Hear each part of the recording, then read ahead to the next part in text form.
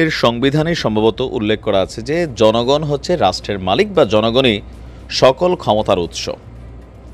মানে এটা নিয়ে আবার অনেকে বলেন যে সকল ক্ষমতার উৎস তো হচ্ছে আল্লাহ রাব্বুল আলামিন, জি, বাট এর বাইরেও জনগণের এখানে একটা ভূমিকা আছে, সেই জিনিসটাই আসলে হয়তোবা বোঝানো হয়েছে। তো এখন বাংলাদেশের রাজনৈতিক দলগুলো কি জনগণের এই ক্ষমতার উপর বিশ্বাস করে নাকি পশ্চিমাদের সাম্রাজ্যবাদী যে নীতি, পশ্চিমাদের প্রভাব প্রতিপত্তি সেগুলোর উপর বিশ্বাস করে? আমরা চোখ বন্ধ করে বলতে পারি বাংলাদেশের প্রত্যেকটা রাজনৈতিক দল তারা বিদেশি শক্তিগুলোর উপর নির্ভরশীল। যখন ক্ষমতায় থাকে তখন বলে বিদেশে বসে ষড়যন্ত্র হচ্ছে, আবার যখন ক্ষমতা থেকে বের হয়ে যায় নিজেরাই ষড়যন্ত্রে লিপ্ত হয়ে যায়। এটা আমাদের একটা অবস্থান তৈরি হয়েছে। এর মাঝখানে আলোচনায় উঠে আসছে এই মুহূর্তে ঢাকাতে সফররত যুক্তরাজ্যের ভারত প্রশান্ত মহাসাগর বিষয়ক পররাষ্ট্র প্রতিমন্ত্রী ক্যাথরিন ওয়েস্ট। তার এক বক্তব্যে এই মুহূর্তে মার্কেটটা আবারও হালকা ঝাঁকানাকা দুলছে।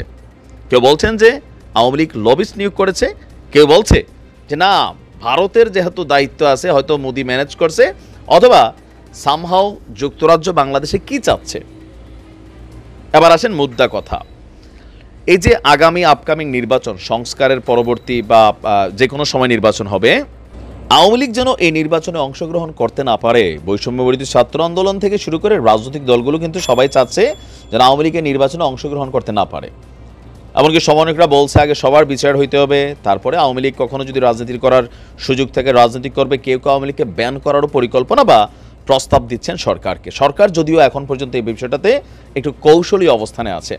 তো এরই মাঝখানে ঢাকায় সফররত এই যুক্তরাজ্যের ভারত প্রশান্ত মহাসাগর বিষয়ক পররাষ্ট্র প্রতিমন্ত্রী ক্যাথরিন ওয়েস্ট বলছেন বাংলাদেশের রাজনীতিতে সব দলের সমান অংশগ্রহণ আশা করে যুক্তরাজ্য। তো দলই তো আমাদের হাতে চারটা মূল দল, এর মধ্যে কিছু পরজীবী, কিছু হচ্ছে অরিজিনাল। প্রধান দুইটা দল হচ্ছে আওয়ামী লীগ, বিএনপি, পাশাপাশি বিএনপির সাথে কানেক্টেড জামাত ইসলাম, আর আওয়ামী লীগের সাথে কানেক্টেড জাতীয় পার্টি।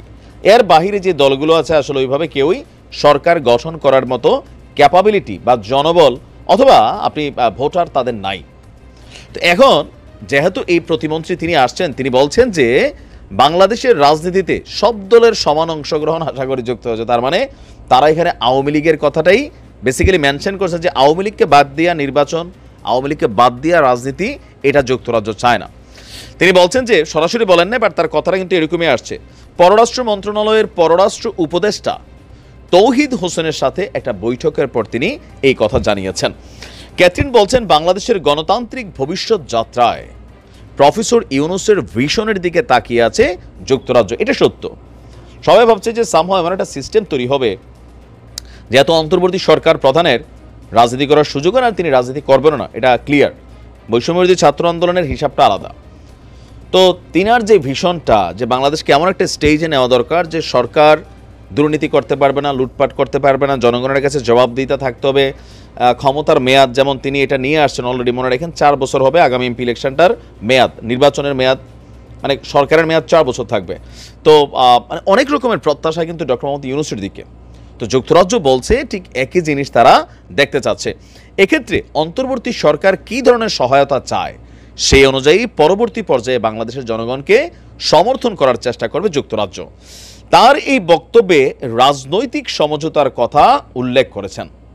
এই পরিপ্রেক্ষিতে দেশের সব রাজনৈতিক দলের সমান সুযোগ পাওয়ার বিষয়ে প্রশ্ন করেছেন একজন সাংবাদিক, যে সবগুলো রাজনৈতিক দলকে সমান সুযোগ পাওয়া উচিত নির্বাচন বা রাজনীতির মাঠে। তিনি বলছেন অবশ্যই আমরা আশা করি প্রফেসর ইউনূস বাংলাদেশের গণতান্ত্রিক ভবিষ্যৎ নিয়ে তার দৃষ্টিভঙ্গি প্রকাশ করবেন আর সেটা উন্মোচিত হবে। আর যুক্তরাজ্য পরবর্তী পর্যায়ে বাংলাদেশের জনগণকে সমর্থন করার চেষ্টা করবে। আপনার আমরা যদি দেখি এখানে তিনি অনেক কথা বলছেন যে তিনি 11 বছর পর বাংলাদেশে এসেছেন, দ্বিতীয় সফর। আর তিনি বলছেন যে বাংলাদেশের অন্তর্বর্তী সরকার শান্তি শৃঙ্খলা পুনরুদ্ধার, জবাবদিহিতা নিশ্চিত করতে চায় এবং যুক্তরাষ্ট্র সহযোগিতা করতে প্রস্তুত আছে। তো তিনি বলছেন যে একটি উন্নত গণতান্ত্রিক ভবিষ্যৎ গড়ে তোলার জন্য অন্তর্বর্তী সরকারের সংকল্পকে স্বাগত জানিয়েছি।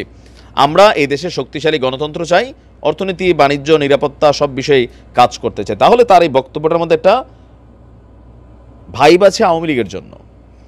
লবিস্ট ফার্ম কিন্তু নিয়োগ করে আওয়ামী লীগ করছে, বিএনপিও করছে, বিশেষ করে মার্কিন যুক্তরাষ্ট্র এবং যুক্তরাজ্য এই দুইটা রাষ্ট্র, পাশাপাশি ইউরোপীয় ইউনিয়নেও আপনার একটা ভূমিকা কিন্তু আমাদের দুইটা দল রাখতে চায়।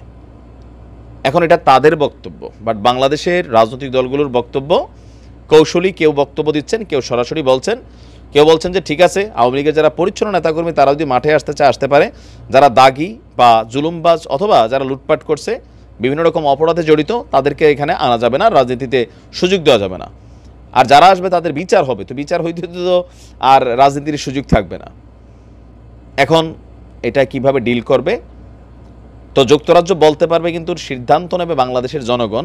তো বাংলাদেশের জনগণ নিয়েও প্রশ্ন আছে, এই জনগণ তো একক দলের না, নানান দলের মধ্যে তারা দলমত বিভিন্নভাবে অবস্থান করছেন। তা আপনি কি ভাবছেন আসলে? ভালো থাকুন, আসসালামু আলাইকুম।